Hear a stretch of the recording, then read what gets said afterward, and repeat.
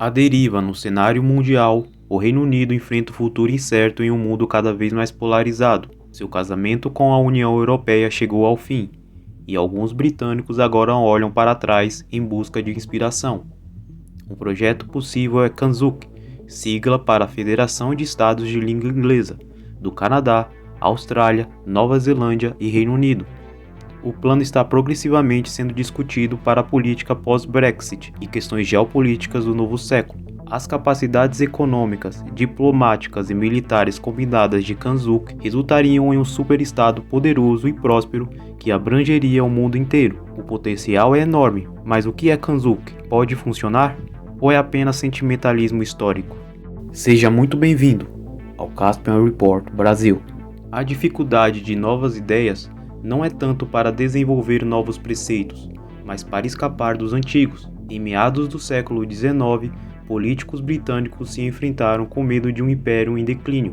Tendo visto forçado a conceder autogoverno ao Canadá após as rebeliões da década de 1830, os corredores de Westminster começaram a encher de dúvidas sobre o império eterno e de remores da decadência colonial. Para piorar as coisas, a pressão externa era insuportável. O rápido desenvolvimento dos Estados Unidos havia deslocado a participação do mercado da Grã-Bretanha na América do Norte, enquanto os expansionistas do Reich alemão colocaram desafios territoriais na Europa continental. Enquanto isso, na África e na Ásia, populações indígenas questionaram constantemente sob o domínio britânico. Parecia que no Império, o sol nunca se punha, o Império estava em todos os lugares. Algo tinha que ser feito. Então, os legisladores da época conceberam uma alternativa, a Federação Imperial. A proposta defendia a substituição do Império Britânico existente por uma União Federal formada pelos estados predominantemente brancos da Austrália, Canadá, Nova Zelândia, Terra Nova e África do Sul. Mas como era essa Federação Imperial? Bem, o novo Parlamento Federal queria amalgamar os mercados, a defesa e a política exterior em toda a sua federação. Seria um Estado-civilização de língua inglesa, livre do estorvo de um império sobrecarregado de interesses opostos. A proposta, no entanto, não conseguiu obter apoio da maioria e perdeu força. Em vez dos Estados supranacionais, foram os Estados-nação que dominaram o próximo século. Mas as ideias são sempre imortais. Mais cedo ou mais tarde, com o contexto certo, ideias ganham vida.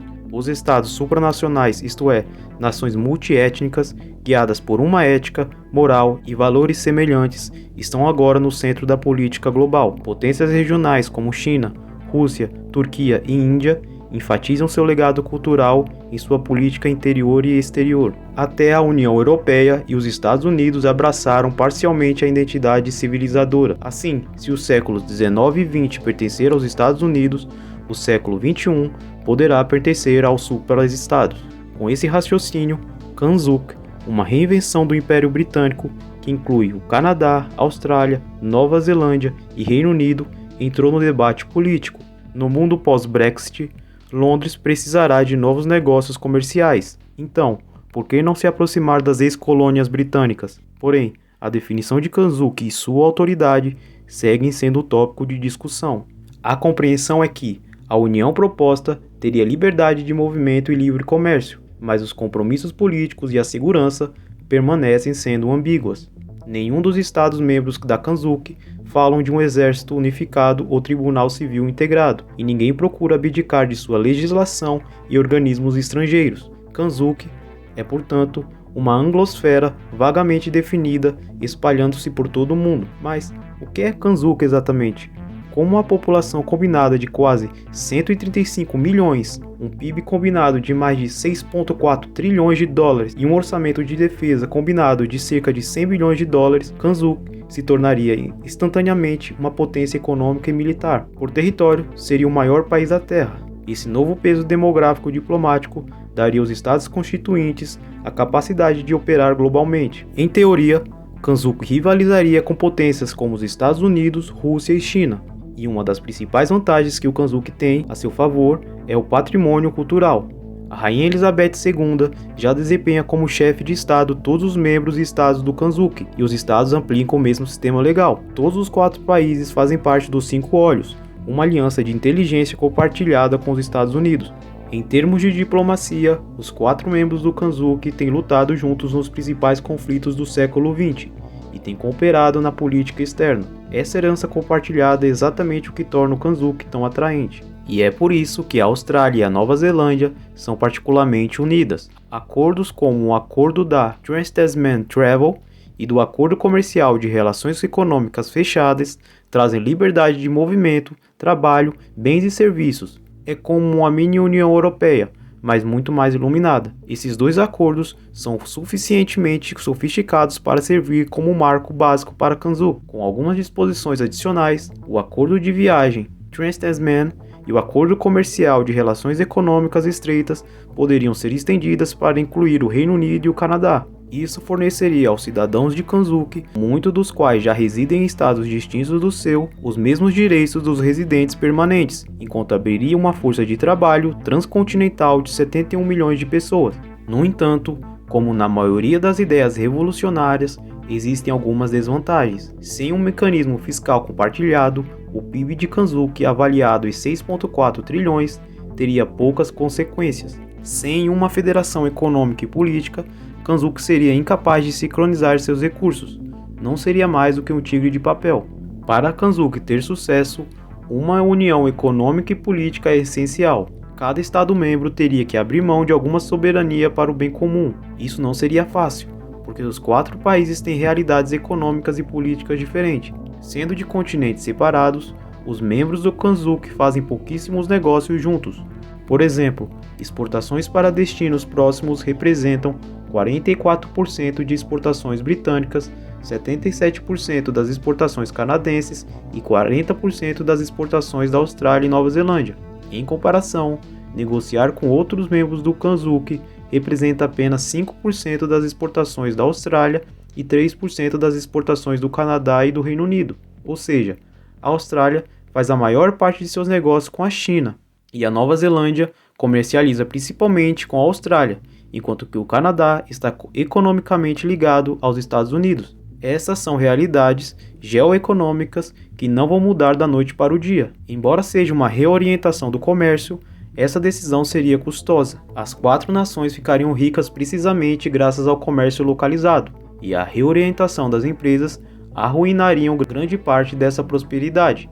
Mesmo que os membros do Kansuke consigam formar uma zona livre de comércio, indústrias nacionais seriam seriamente afetadas. O trigo canadense, a carne bovina australiana e o cordeiro da Nova Zelândia inundaria a agricultura de baixa produção britânica.